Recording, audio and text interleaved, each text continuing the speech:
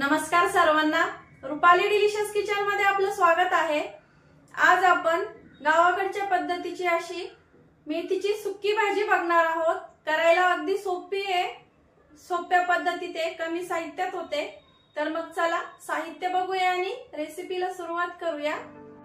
तर आपण साहित्य घेतलंय, एक गड्डी मेथीची घेतली आहे निवडून आणि एकदम स्वच्छ धुतली आहे, कारण पावसाळ्यात मेथीला भरपूर माती असते पाऊस असल्यामुळे, त्यामुळे 3 ते 4 पाण्याने स्वच्छ धुवून घ्यायची। असं मोठं भांड घ्यायचं आणि मोठ्या भांड्यामध्ये भिजत ठेवायची 10 मिनिटं, म्हणजे पूर्ण माती निघून जाते। जिरं, चवीपुरतं मीठ घेतलंय, वाटण्यासाठी आपण शेंगदाणे, हिरवी मिरची, लसूण। तर मग आता आपण आधी वाटण वाटून घेऊया आणि तुम्ही जर मेथी कट करून घेणार असाल तर घेऊ शकता। मी अगदी बारीक बारीक निवडली आहे, नुसते आपले शेंडे शेंडे घेतले, त्यामुळे मी काय इथं कट करणार नाहीये। आमच्याकडे कट करत नाही मेथीची भाजी गावाकडं, आणि गावाकडच्या पद्धतीची दाखवते म्हणून मग मी कट करणार नाही, अशीच घेणार आहे। तर मग आता वाटण वाटून घेऊया। शेंगदाणे टाकून घ्यायचे, तिथं 5 ते 6 हिरव्या मिरच्या, तुम्ही कमी अधिक करू शकता हिरवी मिरची तुमच्या तिखटानुसार। आणि यातला जो लसूण घेतलाय ना, 4 पाकळ्या आपल्याला ठेचून टाकायचा आहे आणि वाटणामध्ये आपल्याला 7 ते 8 पाकळ्या लसणाच्या आपल्याला वाटणामध्ये टाकायच्या आहेत। आणि हा लसूण मी ठेचून घेते। आता आपण याचं ओबडधोबड असं वाटण वाटून घेणार आहे। असं खूप जास्त बारीक करायचं नाही आपल्याला, एकदम फाईन ओबडधोबड करायचं, म्हणजे शेंगदाण्याचा कूट झाला पाहिजे आणि मिरची पण अशी अर्धवट अशी राहिली पाहिजे, म्हणजे अशी खूप जास्त फाईन बारीक नाही करायची आपल्याला एकदम। तर मग आता वाटून घेते मी। तर हे बघा, अगदी अशी ओबडधोबड वाटली आहे, बारीक नाही केली एकदम। आता रेसिपीला सुरुवात करूया। कढई गरम करायला ठेवली, इथं कढई गरम झाली की 3 ते 4 चमचे आपल्याला तेल टाकून घ्यायचं आहे। तेल तुम्ही कमी अधिक करू शकता तुमच्या आवडीनुसार। तेल गरम झालंय, गॅस कमी करायचा। पाव चमचा इथं जिरं टाकून घ्यायचंय, ठेचून घेतलेला लसूण। पालेभाजीला कुठली पालेभाजी असू दे एकदम खमंग फोडणी द्यायची, म्हणजे पालेभाज्या एकदम छान लागतात। लसूण छान लाल रंगावरती आला की वाटण वाटून घेतलंय ना, हे परतून घ्यायचंय, टाकून घेते संपूर्ण। आणि वाटण वाटताना मी अजिबात पाण्याचा वापर केलेला नाहीये। पाण्याचा वापर न करताच इथं आपल्याला असं ओबडधोबड वाटण वाटून घ्यायचंय।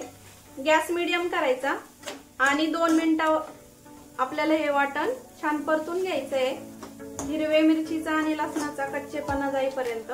2 मिनिटं झाले, धुवून घेतली आपली मेथीची भाजी टाकून घ्यायची आहे। आता टाकताना भरपूर अशी दिसते, नंतर शिजली ना एकदम कमी होते ती। आता थोडी थोडी करत सगळी टाकून घेऊया आपण। आता आपल्याला तेलावरतीच ही भाजी अशी परतून घ्यायची आहे आणि भाजी शिजायला आपल्याला पाण्याचा वापर इथं करायचा नाहीये, कारण भाजीला आपोआप पाणी सुटतं मीठ टाकल्यावरती। मिठाचा आणि भाजीच्या पाण्यामध्ये आपली भाजी शिजते, त्यामुळं अजिबात भाजीला आपल्याला इथं पाणी टाकायचं नाहीये।